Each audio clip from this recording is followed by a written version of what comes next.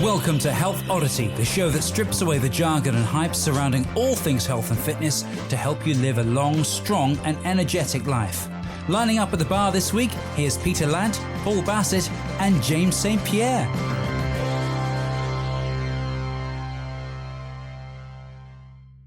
Hello and welcome to the Health Oddity podcast, episode 100. So we have been talking about episode 100 for a while. We've been counting it down. And as I said last time on the podcast, we have a big guest with us for episode 100. He's also today going to be the most regular guest that we have had on, because this is I won't even try and disguise who it is. I mentioned it last week. We have Dan John with us.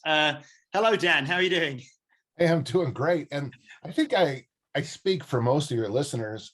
The fact that I'm not on every time is a gap in what you're trying to accomplish here.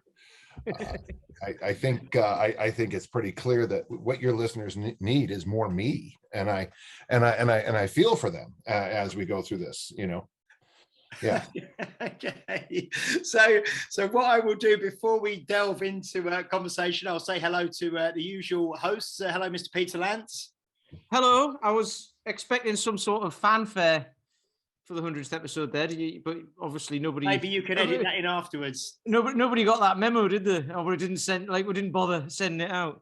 But no, that could be put in post-production, Pete. Speaking of fanfares, I've got all that going on this weekend. We've got where I train my guys in the park behind my house. Sorry, my dog's barking. Where I train the guys in the park behind my house, Michael Bublé is doing a concert there. He's doing 2 nights. Friday and Saturday night. James is nodding, going, "Yeah, lovely. I'm gonna have to." It's literally about 200 meters from my back door, so I'm gonna have to listen to it for 2 nights. And I'm not really a Michael Bublé fan, so I've been saying, and I'll put it on here as well to Bath Council. You need to balance it out and get like Slipknot to do a couple of nights as well, and I'll happily sit and listen to that.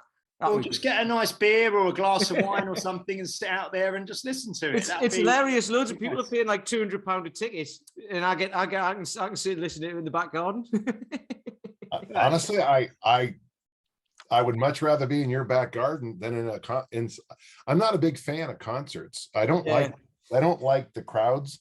I mean, no, it's not. Crowds are fine. I get it. At concerts, I don't like it because the person behind me always thinks they can sing along. And that's not always. There's one of my guys who's he's 6'7", big guy, and whenever he's at a gig or a festival or anything, he becomes a beacon. So someone will be on the phone to the mate going, "All right," trying to tell them where they are in the crowd. They go, "You see that big fellow with a beard?" So they walk towards him, and he hates it. That's great. And Mr. Paul Bassett, how are you doing? I'm okay. I think Dan's got a similar attendance to me on this podcast recently. I've got that same percentage of attendance. No, I mean, with 100 episodes, there's one or two things that will happen, really. Is it we'll either have a midlife crisis and go crazy and burn everything down, or now we're the elder statesmen of the podcast world. I'm not sure which one. Do we have a newfound maturity, or do we just throw that out the window and just, have a one-night stand and go crazy and do drugs? Which one is it? Silence. I love your options here. So thermonuclear war, or whatever. Yeah. Yeah. Well, I mean, that's what happens, isn't it? We have Dan with us, who's moving on. Who's recently passed the 150 episode podcast on his own podcast. So a man of immense experience with podcasts as well. So maybe we get some advice from Dan as we go. And just before we start, I would always say, if you are a new listener to the podcast and you have not listened to the previous episodes with Dan John, I would highly recommend you go back and listen to episode 21, episode 23, episode 31, and episode 50, which were Dan's previous podcasts. And we've gone through the Star Wars trilogy, the middle trilogy. We ignore the prequels and the recent ones. And now we are on the Indiana Jones trilogy. We had Raiders of the Lost Ark. This one is Temple of Doom. So we're going to probably ignore, as I think Dan has said before, we'll ignore the Kingdom of the Crystal Skull as well. We won't have that one with the monkeys. we can pick and choose. Oh. And then what we're going to do? Poltergeist. There's a poltergeist in Dan's house. Look, yeah. Oh, yeah. That was Then what we can do is we can be ambitious and do like Frasier episodes, because there's like 11 seasons of 20 episodes or something, isn't there? We could go big. I think I'm going mad. I saw something on YouTube about Frasier being remade. They're doing a reboot of Frasier with the original cast, but it looked like a horror movie. Yeah, I've seen that. It looks weird. Is that real? Is that something that's real? I've no idea. Not heard about that one. It's very meta. Yeah, not heard about that one. So we have Mr. Dan John with us, all the way from Utah in the United States, and we'll be just having a kind of a general conversation, a bit of a catch up with Dan before we started recording. There's a few kind of questions and angles that I'd like to explore a little bit, but with always with these podcasts, we don't like to prescribe and to be too well planned. So Dan, how's life treating you at the moment? What are you up to? I know you've recently been over to the UK again. And we missed you, unfortunately, this last time you were here, but I'm sure we'll catch up again soon. But I think you're off traveling again soon, aren't you? I think we've managed to catch you in between traveling appointments or something. So yeah, what's going on with you at the moment? Well, my personal life is much more settled than we talked last summer. There's still lots of sadness in my life in certain areas, but one thing I would like to say is yesterday was my mother's. She's no longer with us, but it would have been her 100th birthday, and I wrote something yesterday, and I think it's important. I'd like to begin with this: is that my mom has been dead for 2/3 of my life, and it's one of those things that I'm trying to talk to my daughters about, trying to talk to people about just and yet it's a rare day goes by that I don't think about my mother and my father. And I think there's so much of my vision of what I'm trying to do in training and nutrition and recovery is I want to dance at my granddaughter Josephine's wedding. I was with her last night, and she's an interest, she's a little girl, and and I think that sometimes if you have a serious discussion sometimes about longevity, it talking about longevity clarifies so many of the other issues we have. And this is called the Health Oddity podcast. Well, health is one of those pillars that leads to longevity, and so one of the things I'm trying to do, I have a new book coming out very soon called the Easy Strength Omni book. I'm at 350 pages in a Word document. Now that doesn't include introduction, doesn't include index, it doesn't include preface, it doesn't include the legal stuff, it doesn't. So I mean, my thought is, the book will be, you just pick the book up and that's your workout. Just carrying the book is all you need for your workout. Just put it in a backpack, and but when I think about, somebody asked me what I'm going to do after, and I'm like, well, I'm going to do something else. I'm going to do something else that gets me out of bed in the morning. I'm going to find other things that makes me, pop up and get going, because to me, that's where I want to be. So let's just go make sure gentle listeners are following what I'm saying. I've gone through a lot of personal issues in the last couple of years. I have, but at the same time, I'm trying to build my systems up so that I'm around here another 20 years or so at least. It is strange, I do have. So I've had to do all of that legal stuff that happens when you turn 65 and all those little things. And it's like, and I tell you, when you're filling out your Medicare card, your Social Security information, there is a boom, boom, boom, boom. There is a drum beat that you have more yesterdays than tomorrows. And every time you fill out one of those forms, on the form it says, you are going to die sooner than you think. Oh, okay, thank you, sir. Check, to check the box. But what it's also done for me is and to be completely honest, it's unpacked for me these things I want to make sure I take care of. Fortunately, because of my career, I've seen the places I wanted to see on the planet Earth. Fortunately, because of my career, I've had experiences that I cherish, and now I'm in a place where I really want to make sure I leave the lessons I've learned in strength and conditioning and leave them in a place that's easy to be found versus on this bizarre little computer I'm talking to right now. So life is good. I competed while I was there at St. Mary's. My lifts weren't what I wanted them to be, but that's okay. I came home and my coach yelled at me for not taking a lighter third attempt in the snatch and instead I tried to go really heavy. And so Dave and I had an interesting conversation. I'm in a quiet time training right now after I lifted a meet. So I think you should train up to a competition and then after be real smart after, so general bodybuilding, general mobility work, go for longer walks, less rucking, more walking. Does that make sense? Turn the engine down a little bit, more saunas, more meditations. And then when I find a meet on the horizon, I'll start cranking it back up. I'm a big believer I believe in my favorite way to train people is seasonally, fall, winter, spring, summer, but that doesn't always work perfectly. But I still think there's a time to rise up. And then after you do something and it doesn't have to be a weightlifting meet, gentle listener, it can be a 5K fundraising walk. And then after that, ease up, turn the engine down a little bit, and then rise back up. I think one of the mistakes we make in our field, and I think it really comes from the people who push body composition. Interesting. I'll be a little snarky here if you don't mind, but there's a guy who always posts his pictures online. He's always ripped and he's always this and he's got the shit. I mean, sorry, he's got Yes, sorry about that. Yeah, I would please.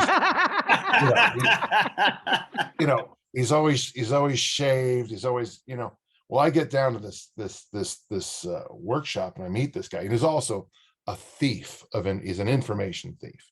He pretends like he's invented stuff. He never references anybody else's work, which drives me crazy. And if you know my work, you know that I'm constantly reflecting others. Well, he's the color of my computer. He's ashen. He's in real life. He's ashen. He's gray. He looks, that weird bloated look that the guys who use those GHs and stuff have. And he doesn't look very good. And I thought to myself, but he's one of those guys online who's always saying you should, he's always he must have gotten 300,000 pictures taken on one day and he shares them every single day. And that's, and I worry about that social media, that I think they're called influencers. They're taking over our industry. And it's this idea that you always have to look bikini beach ready every single day. And if you don't flash 8-pack abs, and if you can't see every vein, and you're not shredded, ripped, and I feel bad for the females because they have to be buxom and shredded at the same time, which we know is not possible. And the guys, and I'm trying to tell people is that life waves in and out. Life has seasons. Life is cyclical. And the idea is train up, ease off, train up, ease off, and have a life. If Michael Bublé is playing 200 meters from your home, you sit in your backyard with a Chardonnay and you enjoy the concert. I'm not pointing fingers at anybody. Here. I actually saw Michael Bublé live at the O2. I paid good money for that, Pete, and it was brilliant. It was really, really good. So yeah, I think take Dan's advice. Sit in the will do. The people at Bath might not agree though, because he has shut down the entire park for 2 weeks. Anyway, that's by the by. So yeah, I think what you're saying, Dan, and I think again, I find myself reflecting a lot, and I'm 44 this year. And my father sort of passed away a couple of years ago, and I've got 2 children now, and you can't help but kind of reflect on life and the whole package of life, can you? And the way that training it's a part of life, but it's not it's not life, is it? You know, and some people who run away with the idea that you know, life is for training and training is for life, and that's all there is to life. I think you know, one of the quotes that I remember you saying years and years ago was, you know, if you've got, you know, an incredible body or something, but your kids hate you, then you've got to question, you know, where you've been spending your life and your priorities and all the rest of it. So I think that, and certainly from your perspective now in your 60s, reflecting on things, like you say, it's life's finite, isn't it? And you know, you can get bogged down in thinking about things quite heavily, but the days do keep passing, and it's how you choose to spend that time, isn't it? Did you see the post that Coach Fury put up yesterday? So friend of the show, Steve Holliner. Yes. Yeah. He's in Brooklyn, and he runs the Speakeasy of Strength, a little studio in Brooklyn. Great. And he's got he says like it's an inclusive gym. So, and he was talking about how Instagram's full of like, you know, these ripped. What's an inclusive gym? Well, as in, like, you know, it's as in the people who go there don't have to necessarily get in shape. They just go along and work out and do things. There's no body image or anything like that. It's a very positive place. Yeah, he's very good. Yeah. So he took his top off. He's 50 this year. He took his top off and he's got a bit soft. He's a bit flabby, you know, and he's like, this is not really necessarily what Instagram wants and all that. But then he said he had 2 40-kilo bells. He just cleaned them up, pressed them above his head, put them back down. And he said, I can still do that. So my strength is there. So the fact that I don't look the part doesn't matter. And he goes, that's what this gym's about. And that's what Instagram should be about and all of that. And it was just a really honest post. And he said it was really uncomfortable for him to do, but I thought it was great. And it's one of those things about, like, you know, you can be healthy without having a six-pack.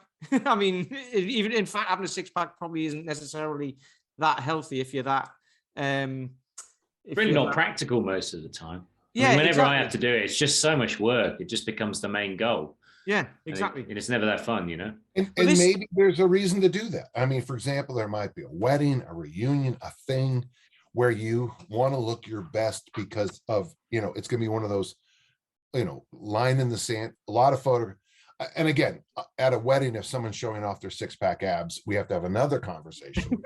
You know, what kind of wedding? The suit you got. Who's your tailor? I've got a question though. So, because obviously you're 65 now, I think you just said, you're coming up to that, which is the same age as so my dad died when he was 65 in 2004. So he's been gone for nearly 40% of my life. So I've never thought of it like that before. But I'm going to be 46 this year. When you were, so 20 years ago, were you thinking like this when your kids were young? Yes. Right. But don't forget, the best year of my athletic career was age 47. Yeah. At 47 was the best year of my discus throwing career. It was, you know, of course I was, now there, I did a lot of smart things. One is, you know, I wasn't a big, I'm not a fan of PEDs. I'm not. And so I progressed, you know, when you stand back, it looks like this. When you get close, it was, you know, but at 47, that's when I was training easy strength and loaded carries. That's when I first really brought those into the forefront. Remember, I mean, and you guys can say, I mean, you can say anything you want online and it's all bullshit, but I invented the goblet squat. I'm the one who pushed loaded carries. I invented the suitcase carry, the waiter walk. So many of the things that people think are normal in 2022 weren't around 20 years ago. You know, I was and I'm not, okay, I can't reach back well to pat my own back as well as that. Okay, there, I got it. I nailed it. You need to do more yoga. You know, having my daughters, basically I made my daughters breakfast and dinner every night. I drove them to school, I drove them home. Laundry, I did, I was working basically 2 careers 20 years ago. I was a professor and an administrator at the same time.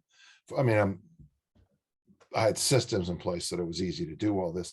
And I was trying to train at an elite level. Other than that, you know, I wasn't busy at all. Hard to stop. So I had to be smarter about how I trained. I couldn't train like I always did. And honestly, the smartest thing I did was I asked people from the early 60s how they trained before PEDs. And Glenn Passy, who just died about 2 years ago, wonderful man, he gave me some insights of some other people. And basically what I started to do was realize that, can you do farmer walks for 2.5 hours? I mean, can you do a 2.5 hour farmer walk workout? But you can go on machines and bomb and blitz for 2.5 hours. You can do a half hour of crap cardio on a crap cardio machine, and then you can walk around and bomb and blitz for 2.5 hours. But here's the thing: after you did that 2.5 hours of your machine-based training, and you feel like you were a world champion, truth is, when you go to the discus ring, you're not going to throw farther.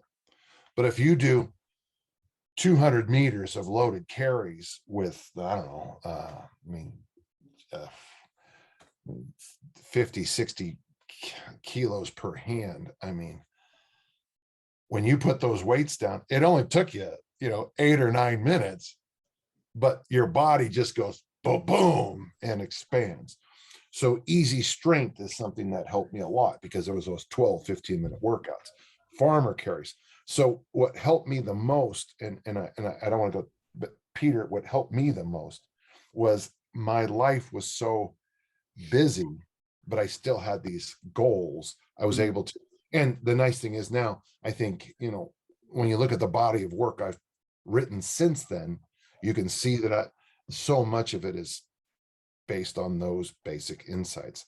If you want to get something done, you give it to a busy person. It's the same with training. Some of the most successful clients I've had are CEOs or people with senior positions. They have very little time, but they just budget that time really wisely, and then they know how to spend it. Right. There's that. I still think the most important book, and it's a British author, C. Northcote Parkinson, who wrote Parkinson's Law. It was in the 1950s. Hilarious book. Yeah. It is just, as every page is funnier than the page before. And basically, that was Paul who said that, right, Paul? That exactly right. There's a great chapter in there where they ask a very busy professional man to write a thank you note, and honestly, he dashes it off in 12 seconds. Versus, I can't remember what her name is, but it's like Lady Pennyworth or something like that, who has to find the exact right thank you note with the exact right lace and doesn't know which pen to write it. And that is exactly what happened. And that's why, when you go online and these influencers are 21, 22, and they're telling us how to be in great shape. Dude, if you're 22 years old and you're not in great shape, well, you're just an idiot. I mean, you are. I mean, how can you not be in great shape? Now, you can by drinking a lot of beer and being an idiot in your teenage years. But honestly, if you just show up at 21, you're going to look pretty good.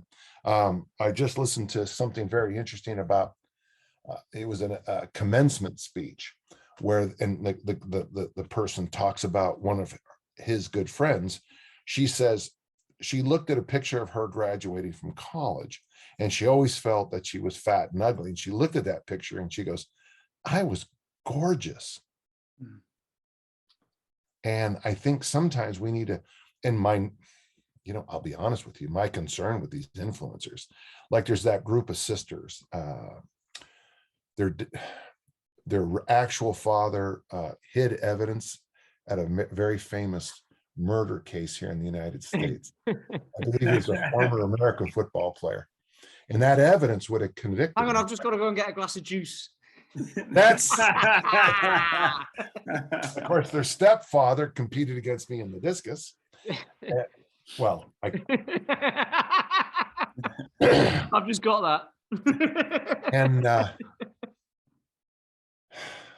and this set of sisters has more influence on fitness and health than I ever will. And all I'm trying to tell you is that, you can do, obviously my face this is a face built on sports. I've broken my nose 6 times. if you look close, you can see the attempts to fix all the surgeries. Can you see all the scars, all the stitch marks up there? This is a face built by surgery, and this is a body built by sports and surgeries, and this is a lifestyle based on, my first trophy is from 1967. I've been competing a long time. I've been there, done that with everything. I've had the ups and downs of life. Frank Sinatra sings songs about me. Riding Behind April, shot down in May. And yet, these 20-something Instagrammers, they'll say, I drink mushroom tea, and mushroom tea sales go through the roof. Yeah, I guess that was a kind of a douchey series of comments, but it is frustrating. And yet, so that book you mentioned by Parkinson, is that where Parkinson's law comes from? Is it? Yeah. Is that right. I've not read that. I thought it was some like scientific experiment or something like that. I didn't realize. Oh my God, Parkinson's law! If you can get a copy, I'm going to look for that. That's because what is it? It's the task will always expand to fit the time, right? That's the principle, yeah. And the larger the larger the office, the less work you do. Yeah. I used to work in a big office. Everything.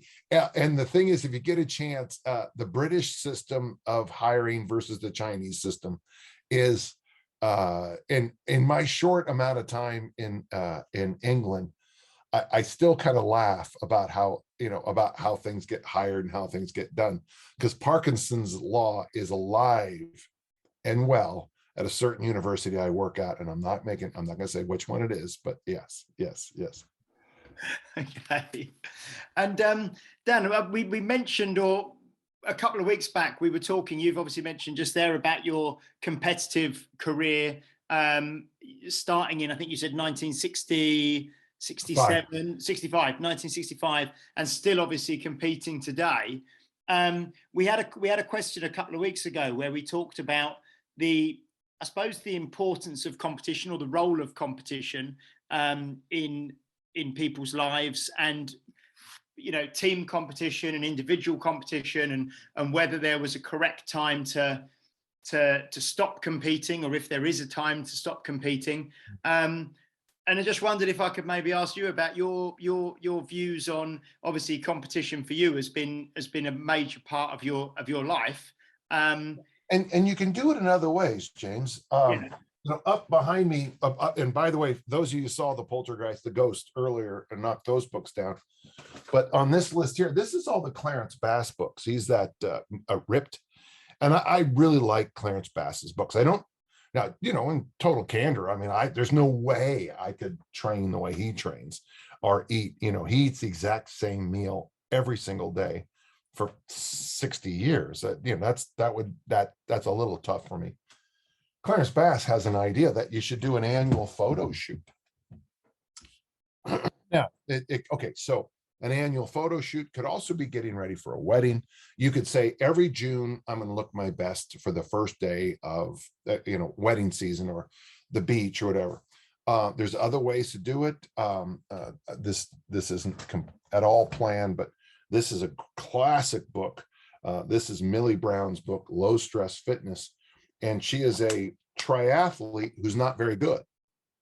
And one of my favorite things about her work and some other work is that she says her triathlons are float, coast, shuffle. And the idea is that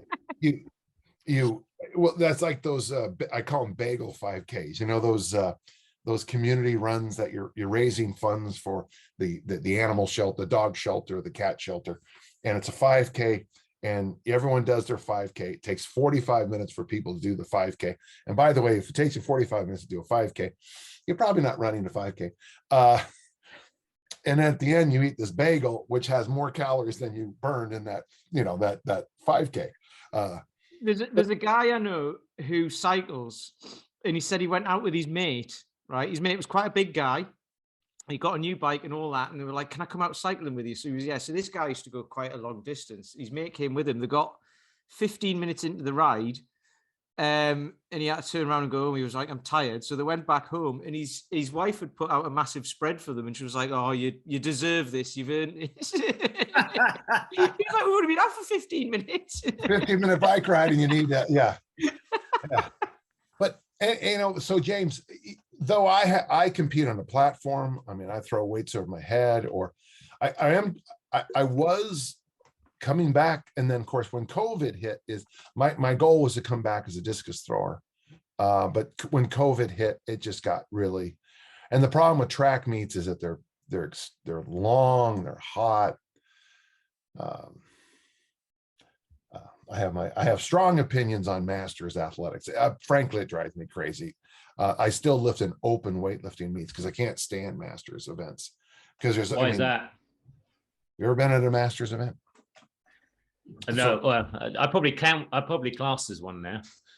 So like in the discus throw, you'll get there and, some guy will run over and says, hey, can I throw the discus? And you'll pick up and throw the discus, 1 meter, and then run back to the other event he did. And, or they talk to each other while they're in the ring throwing.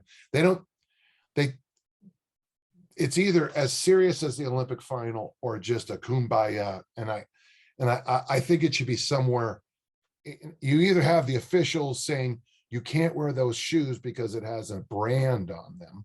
Literally happened to a friend of mine in a weightlifting meet, track meet, that's only happens at the Olympics. It's either one step up from a free for all, or it's so, and it should be somewhere a little bit more in the middle. I think if you're throwing at a masters meet, you should know how to throw the implement. You should know what the implement is called, and you should take it a little bit seriously. And I've had my fill of that nonsense. Olympic lifting, you don't see people screwing around when they're throwing weights over their head. Mm. Yeah. So if someone's turned up to an Olympic lifting meet, they've trained, they know the techniques. They're probably a lifelong. Well, not necessarily. We were talking as well about physical age versus training age, whereby you can start something fairly late in life and have quite a steep learning curve, can't you? And a progress curve. Oh yeah, it's wonderful. Yeah. So I suppose, but yeah, like you say, you don't turn up to an Olympic lifting meet. Hey, let me try this. Here, how much weight's on the bar? It's 170 kilos. Ooh, let me snatch that. Yeah, go right ahead. You jump in there at 170 for the first time. Yeah, get your hands a little wider though. Yeah, you'll make it easy. Yeah, you got that. I think sometimes though with like certain events, it's just like people don't actually have any comprehension of what it takes to do. They don't even have a point of reference, I think.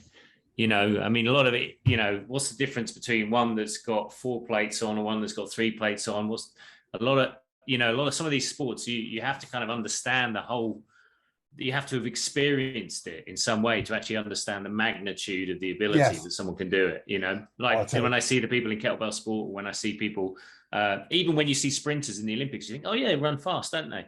And then you see exactly what it looks like with an athlete against a normal person, the magnitude of it and the training volume and things like that.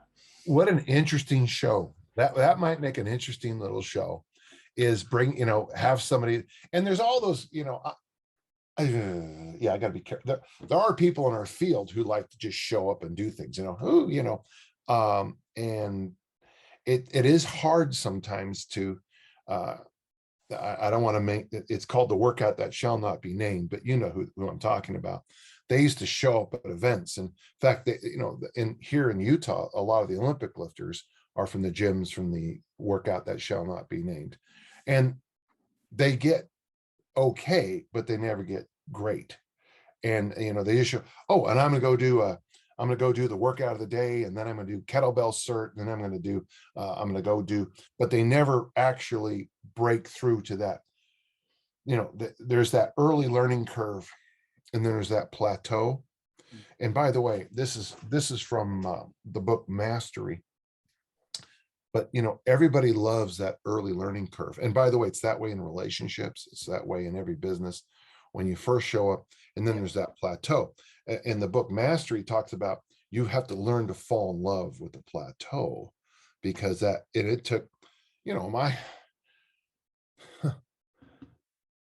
In 1977, I snatched almost 130 kilos. Okay.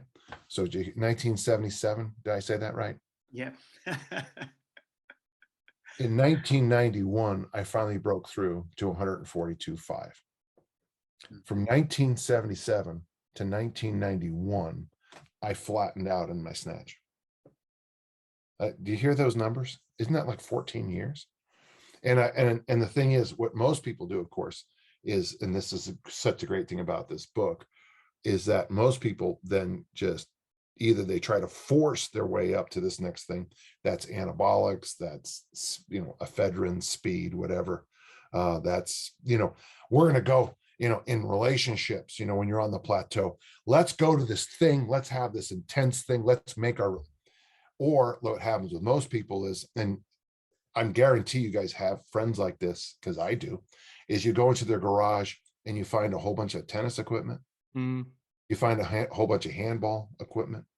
You find a whole bunch of skis. You find a whole bunch, and they go from a high-tech bicycle. You see, you see kettlebells in the corner that are rusted. You see Olympic clubs, yeah. I've got the book here. You recommended this book on the podcast or something ages ago, and I went and bought it. And unlike lots of other books that have been recommended, it wasn't like 150 quid or anything like that. It was actually. Oh, show me the book. Show me the book. But it's yeah. It's such a good book, isn't it? And so you're talking about. I was going to talk about what you're just talking about now: the dabbler, the obsessive, and the hacker.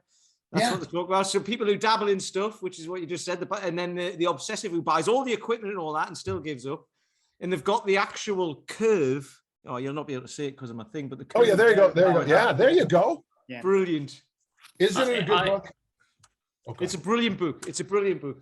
I love it. I every week I sit down with my client list and I go through what I call high risk clients, the ones that I know have just hit the plateau, and in order to try and work out what's going to give them the confidence they're on the right path and they just need to see it through, or give them that extra stimulus or something, because I know that there is that the beginner gains, that sharp, steep incline of progress, and then boom, it's the plateau. And it's understanding the psychology. Maybe they need to go into, how do I break it down into smaller chunks to keep the momentum up whilst understanding that plateau is essential, and often you do see people drop off. It doesn't matter what you do. You could throw them into a little challenge. You could give them on. You could change the programming and things like that. But that you're going to have to intervene in some way. Otherwise, they will drift, and then they'll probably go to another trainer, do the same for 6 months, and then move to someone else.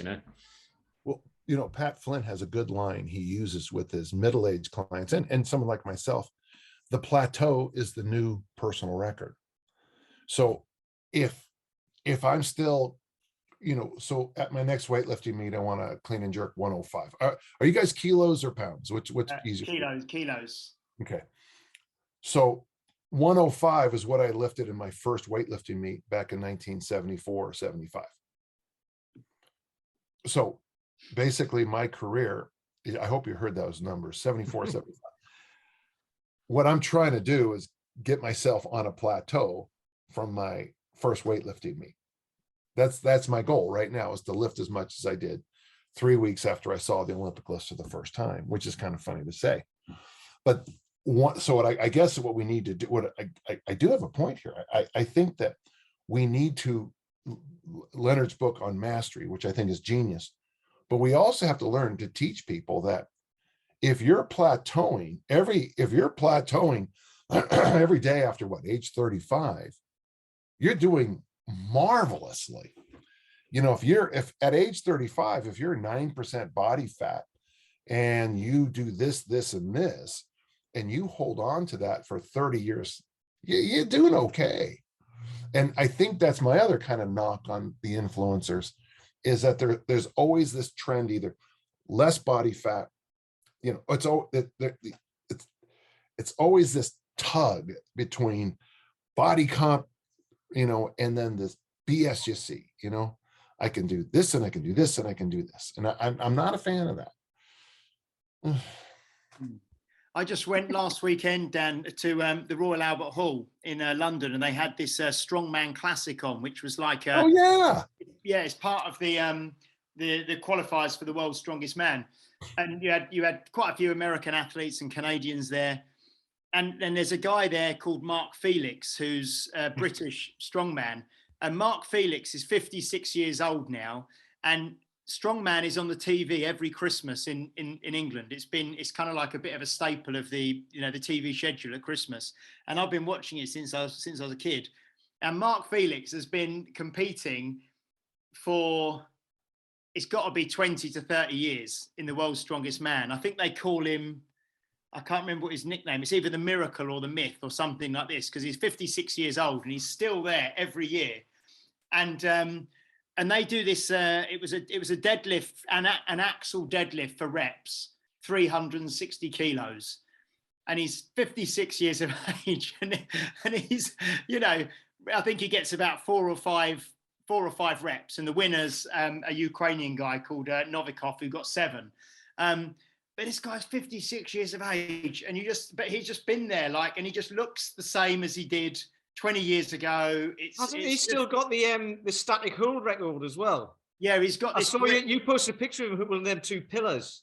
Yeah, he does. God knows how much they weigh. Yeah, he does the Hercules hold, which is 2 huge pillars that are falling outwards, and you have a grip. Yeah. You hold it with static grip, and within the program on one of the pages, it had, because they say he's got the biggest hands in strongman. So his grip events, he can, and they had this program, which was, like a standard program size, and they had a real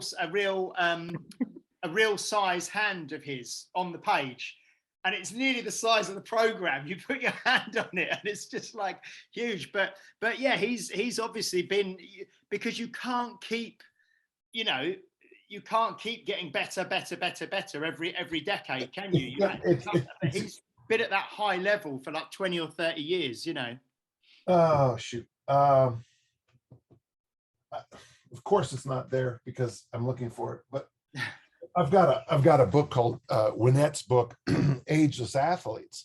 And the number one thing he discovered with people who have had 30, 40, 50-year careers in a sport, and it includes the book has Clarence Bass, the late Al Order, the great discus thrower, race walkers, all kinds of runners and stuff. All of them have to cycle through. You cannot. There's this idea. I'm not, as if you know my work, I'm no fan of linear periodization, but there's this idea, and here's why I hate linear periodization, is that it does this, but what happens when you get here? Well, that's when these coaches will tell you, take anabolics, take amphetamines, do this, do that, drug this, and to get yourself bounced back up. But life isn't linear. Life has these highs and lows. I was at a wedding. One of my assistant coach got married, and I was at a wedding in a place called Virginia, East Coast. And, in the wedding ceremony, better or worse, richer or poor, sickness and in health. And every time I hear that at a wedding, I think it actually makes me a better coach. And I actually mean that. This isn't me being philosophical. It's like, when I hear that phrase, it reminds me of that, riding high in April, shot down in May. And that's Frank Sinatra, the wedding. Everybody recognizes it until we get into our field. And all of a sudden it's like, well, if you get into my inner circle, then I'll give you the secrets. And I'll tell you what the secrets are of life. Buy low, sell high, drink water if you're thirsty, sleep if you're tired. Don't eat yellow snow. That's one of my favorite ones. What you just said there is brilliant, though, because the cycle of training is obviously, you like like we're all training with Paul McElroy, and he talks about training with it well within comfort, and and expanding your comfort zone without having to go anywhere near it, unless you're going to compete or whatever. If you're a normal bloke like we are, tell him about sets of 15 on the back squat. That's not comfort zone. No, but anyway, but it's it's staying within your comfort zone and not going anywhere near injury and all that sort of stuff. But obviously it gets heavy. It still gets heavy because it always does, right? But when it gets heavy, for me, it takes more time and other things fall by the wayside. But when you go back to the start of the cycle, everything feels easier. You get it done much faster, and then you've got more time to do everything else. And that's exactly what you've just said about life. And what we've talked about, the graphic equalizer or the levers James was talking about. You've got your family, your business, or your work, and then you've got training and then fun or whatever else. And this is in Pat's book, isn't it? Which I've referenced before as well. How to be good at almost everything is short-term specialization on a thing. But if you can't do that forever because everything else drops down. And it's not spinning plates, but you can start to keep everything up there. But you keep it on a plateau while you're working on the other thing, don't you? And I just think that's brilliant. And the more people can realize that, then the easier things become when you can actually accept that. And that book, the Mastery book, is really good, a good explanation of that, I think. And if you read Pat Flynn's book on generalism, which is brilliant, and if you go to the end of the book, he describes the life of this person who has mastered so many different areas. It's me. I was going to say it's David Bowie, innit? But no, it's the other one. But when I was getting advanced degrees, I got advanced degrees. By the way, I still trained and even competed during my advanced degrees, but I also knew that I was going here in this area. And then you graduate, and I don't, you don't throw it out. I've always tried to do that. When I talk about the early aughts, the 2000, and especially after 9/11 here in the States, when my daughters were going into middle school, and it was a tough time here in the States, a lot going on. And yet my biggest training insights came from post 9/11, my gym closing down, having just a schedule that I'd have to wake up early in the morning to work as a professor, administrate, when I woke up in the morning to work on my online class, I was also setting up the crock pot for dinner that night, and also making sure I was, on Monday, it was like cleaning, putting the white laundry in, because I would wash the clothes during the day and dry them when we got home at night. And all this stuff was going on at once. And those were the greatest insights of actual performance training came into my head. So there is value in short-term specialization, but there's also value in having a complex, complicated life, and where you use your intellect to overcome those, I hate to call them barriers, but those very important things that are also in your life. And I think, and that's why, every so often I'll be with somebody who is a famous athlete or a famous coach, and they don't, none of their relationships have ever really panned out. They don't have children. And when you go to their, when you go to their homes, very often they have a it's not a lifestyle I would want to have. There's not a lot of, I don't want to say, I don't know. There's not a lot of juice in their life outside their body or, something else. And to me, that's, it's Tony Robbins talks about the juice of life. I want to be a grape, not a raisin.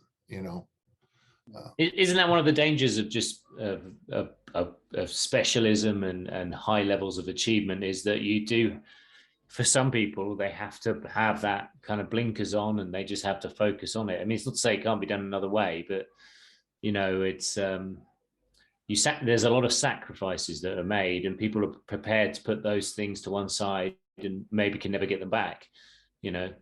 Well, I have many friends. In fact, some of them are no longer with us, and some of them don't have long on the planet, who sacrificed everything for this dream.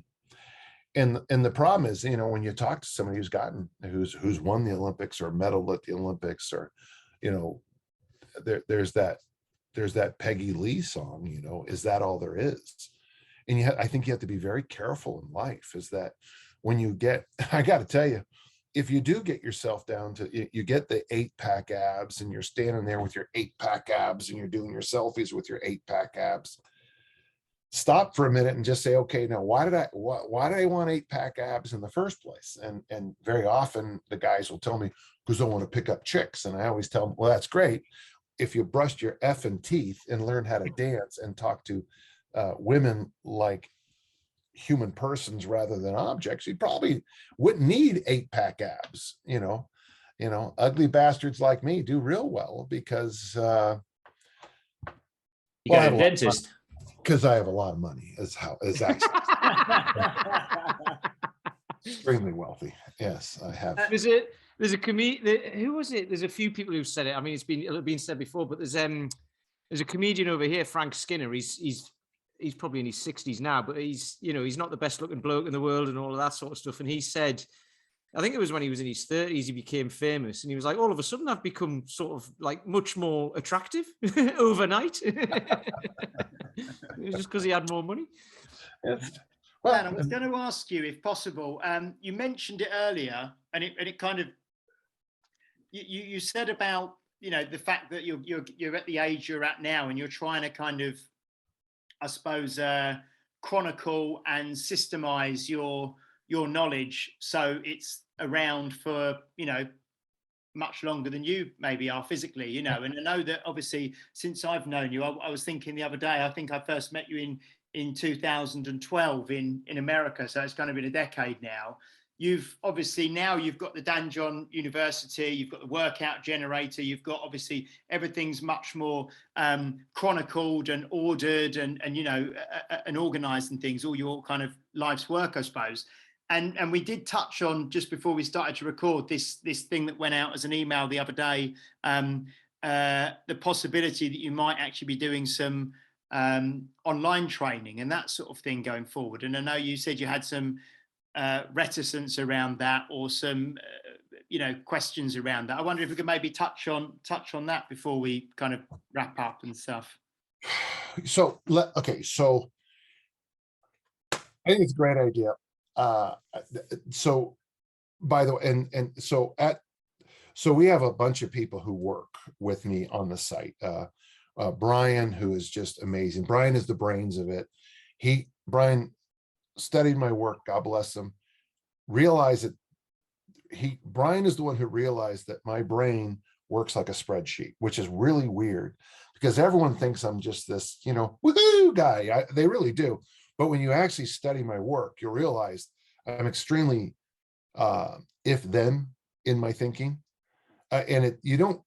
Once you listen to my work, in fact, even in this conversation today, we've had a lot of fun and a lot of laughs, but you'll listen that a lot of what I've been saying is if-then. If you choose to be a specialist and you throw all your chickens in that one basket, you better watch that basket very carefully, you know, all your eggs in one basket. If you do that, then you have to do, you know, you follow? So he figured out that between my 1, 2, 3, 4 assessment, my intervention programs, the way I look at the movement matrix, everything, it can be done if then. And so that where the workout generator came from. Well, and now we have a new young man named Ozzy who's helping us with just getting this is going to sound weird too, but somehow they think that a 65-year-old historian, theologian, discus thrower isn't good on social media. I'm like, what? And so Ozzy is taking over and we have other people. I work with the deaf community a lot, so it's really important that we have things. You know, it's always important that we have those closed captions on the bottom. It's very important to me. So, but for me to coach online, besides the workout generator, besides this kind of stuff, I want it to be high.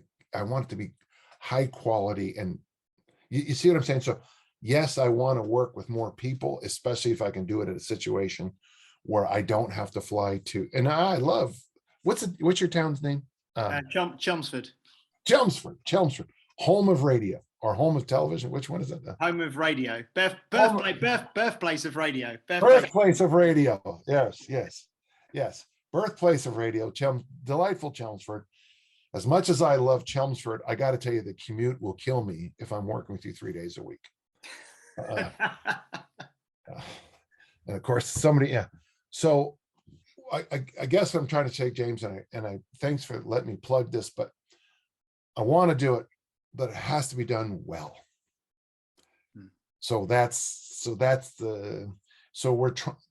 of the thoughts is to move away from 2 sets of 5, get your wrist underneath your thumb or, whatever, and move into more of this kind of mentoring kind of help, the more, and actually, I think I'm in a place in my life where, I can still help you with your Olympic snatch technique and your kettlebell snatch technique, but why are you Olympic lifting? Why are you kettlebell sport? Why are you, and I think, so I think we're going to move ahead on it, done well. Excellent. So I think obviously for people who I get your weekly emails, your Wandering Weights emails, which always, I'm always amazed every week at how long does it take you to do that every week? Because some of the emails you send out are really in depth and they've got so much thought. Hey, what did you think of this week's with all the superfoods and stuff? Yeah, I have to say I've browsed through it. I haven't sat down and fully read it this week yet, but I saw that come up on my inbox. Yeah, a couple of weeks ago, I had one of my favorite workouts called the Sparrow Hawk or the Spar Hawk. This week was actually, I only provided 2 articles this week because I just ran down that road with the magic foods. I just kind of, so yeah, I love, but gentle listener, I love magic food lists. I don't know what it is about my brain. I just love the fact that this food is the best, and then they'll prove it why it's better than everything else. And okay. It takes me somewhere between, I would say, it'd be longer than that, but it has to be, piecing it together every week takes 1 hour to 2 hours. And then getting the information is anywhere from, probably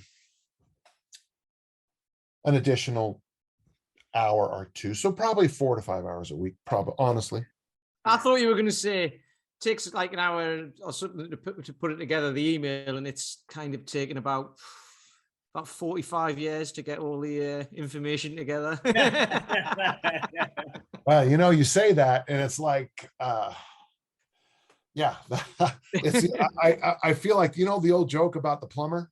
Yeah, that's I feel, for the general listener, it's the old joke. The hot water heat isn't working. They hire a plumber. He walks up and he takes a hammer and goes, boop, and it works perfectly. And the lady goes, "How much would that be?" He goes, 300 quid. Huh? See how I did this? Hey. And she goes, "Well, we're needing an itemized list, And so he goes, £1 for showing up and bringing out my hammer, $299 for knowing what to hit." Yeah. And there is some truth to that. Sometimes when I'm coaching the discus, someone will say, "God, how do you pick up so quickly?" And it's like, dude, I've seen a lot of discus throws. And I've seen a lot of people spin in the ring. I've seen a lot of people whip weights over their head. I've seen a lot of people miss this or miss that, or do this right or do that wrong. So it takes, it's weird because I've started using, you said something on the last podcast about the discus throw, because I thought, we're going a bit off piste here, sorry, but I find this really interesting when I'm throwing a ball for my dog or a stick or anything. And you said about the thing, because I was like, thought you'd spin around and bring your arm with you and then it goes. But you said, no, you leave it behind and then you kind of like, you don't like dislocate your shoulder or anything, but you just let it relax. And then your arm whips around afterwards and you get that whip effect. So I do that with sticks. And I've been chucking them for miles. Sean, my missus, was like, "How do you do that?" And I was like, "Dan John taught me on the podcast." So I don't teach that. So there's 600 muscles in the body, and I think that's a terrible way to teach muscles. I teach there's one muscle that's broken into 600 different compartments, okay? And they're all rubber bands. And if I can get you to think of lifting, throwing, running as you are a bunch of rubber bands, does that translate? Do you guys call it elastics? Yeah, it translates. Yeah, it's fine. Yeah, I always worry if I'm saying something. But if you teach it that the whole body is just a set of rubber bands, and what we're going to try to do is orchestrate them to all snap at once, there's your Olympic champion. Yep. Brilliant. Yeah. That's fantastic. The downside is it takes decades to get yourself to snap them all at once. Yeah. And also, most people's rubber bands have been left out in the cold for ages, and they've gone in the sun on a cold sunny day, and they'll snap. Yeah, actually, yeah. Okay. Excellent. I was going to say before we wrap up, I made a little list actually before we came on of the things that I'd say probably the biggest things that I've taken from you over the last decade. It won't take very long. So it's a list, but are you trying to say there's not many? No, it's not. That came out wrong. In sectioning them. But they're things that people may not necessarily think of initially. So, number one, flossing the teeth is something that I do every day, and that's 100% just from you, because it's not really, we don't have a big flossing culture in the UK, I don't think, in terms of teeth. But in America, I know it's a lot bigger. But yeah, so those floss harps every single day. Fermented foods. More recently, I have a lot of sauerkraut and kimchi as a result of what you've taught. One of the biggest things I think is one of your I suppose you'd call it a mantra. Make a difference. You know, it is one of your big ones, which I live with every day. Your 1, 2, 3, 4 assessment we use at Unique Results. Yes, you do. With members, which is fantastic. And I've also added into that the straight arm hang as well from the bar, because you do so you do the push up position plank for 2 minutes, and we try and get people to try the hang as well if they're able to do that. Then obviously your whole fundamental human movements of push, pull, hinge, squat, loaded carry, which, like you said, was something that you introduced, pioneered, popularized, made, no one was really doing before. So loaded carries is something that's absolutely huge. So, I think that knowing you for the last decade, as I have, all your books, the 5 times you've been on this podcast, the fact that I listen to your podcast every week. And like I think I said before we came on, you're probably the most referenced or mentioned person over the 100 episodes that we've had. So I just wanted to just have a big thank you, really, Dan, for the impact that you've had on me and millions of other people around the world, I'm sure. Thank you. And I'm sure my mother heard that, and thank you. Because that means more to me than you know. Thank you. And I saw your post at your mum yesterday, actually. That was fantastic. Yeah. Terrible picture. But no, and it's, I have some friends whose parent, I'll say to them, when's the last time you saw your mom? Oh, your mom's still alive. When's the last time? Oh, I talk to her every so often. I'm like, oh dear God, what I would do to talk to my mom. It's, I know this. If my dad was still alive, and he died in 1991, but my dad would be in the back of his car, he would have cases of every one of my books. And every gas station he stopped in, he would lean in and go, "Hey, this is my son's book." I just know he would. I know he would.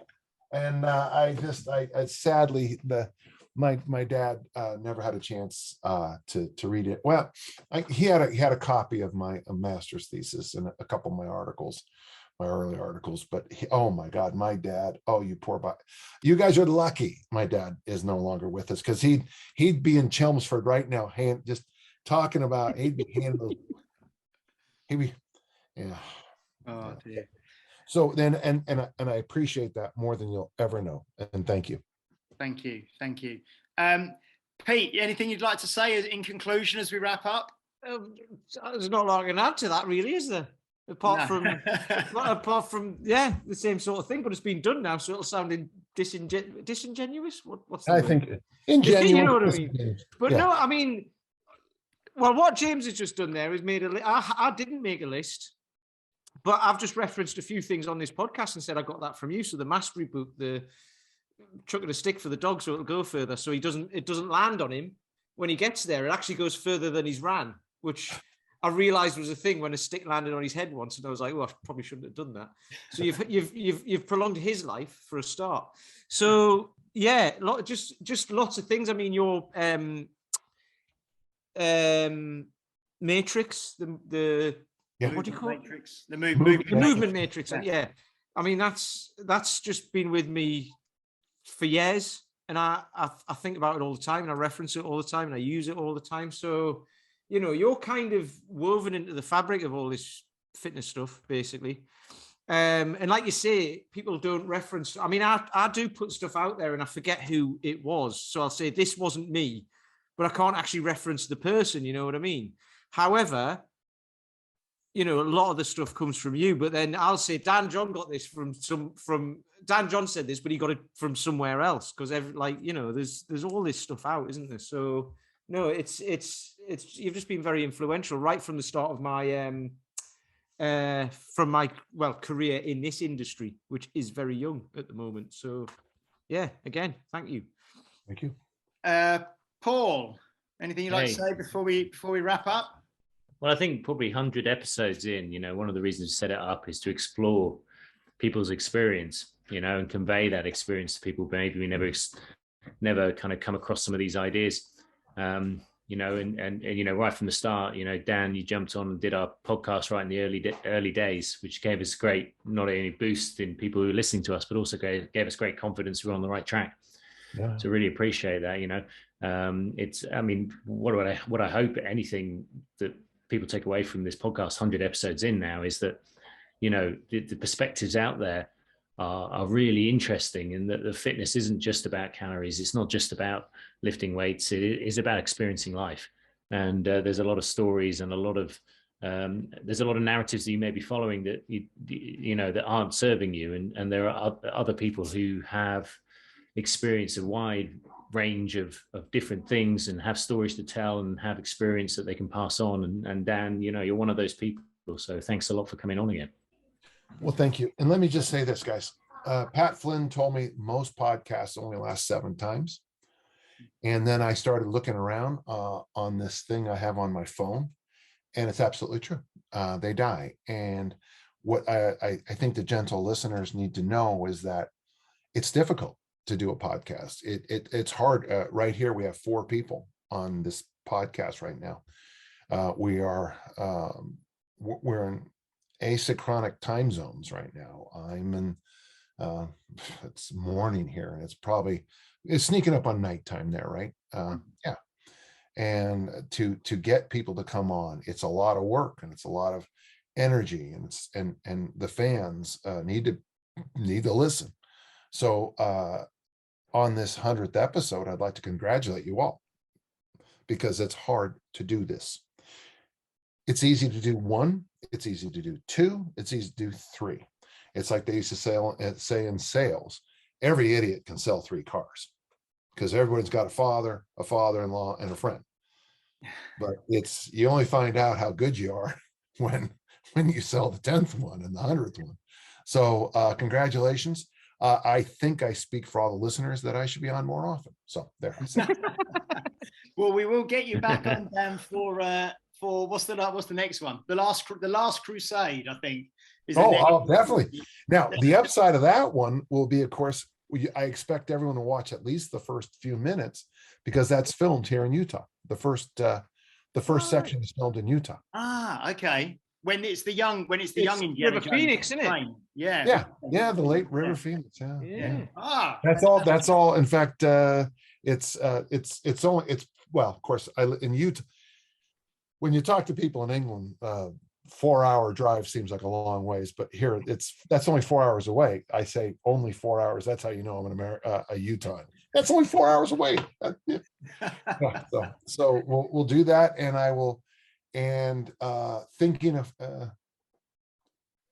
I also think Sean Connery's performance is brilliant in that show. I think it's one of the most well-crafted movies ever.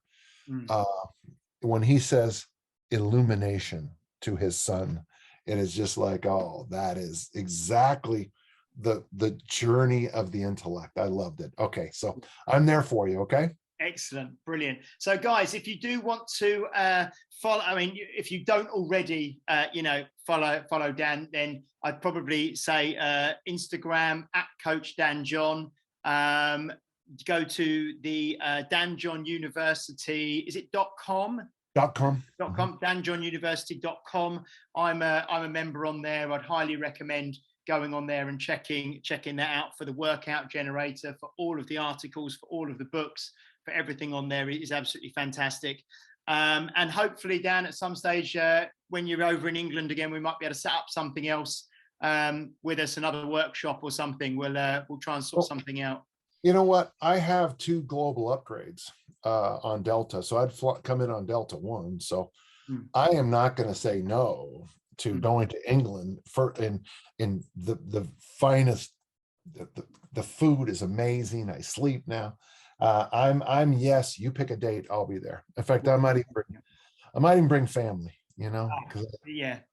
I would love. We'll have to get the picture and get the updated picture of you with Bella and Xander again. Oh my God, I love those photos. And the last time we had her holding me, right? Yeah. It was great. Yeah, so that'd be fantastic. But thanks so much, Dan. It's been an absolute honor and a pleasure having you on with us for episode 100. Please do, listeners, like, share, subscribe, follow. Leave a review if you're on a platform that allows you to leave one.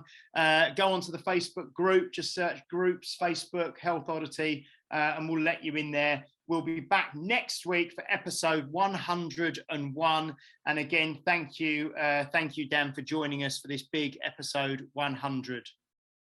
And congrats to you guys. Great job. Thank you. And thank you to all our listeners. We will see you next week. Bye-bye. And I'll insert the fanfare there. You've been listening to Health Odyssey with Peter Lant, Paul Bassett, and James St. Pierre. To get your regular fix of hype-free health, you can subscribe and leave a review wherever you get your favorite podcasts. You can find out more on today's and other topics at healthodyssey.com or find us on Facebook or Instagram by searching for Health Oddity.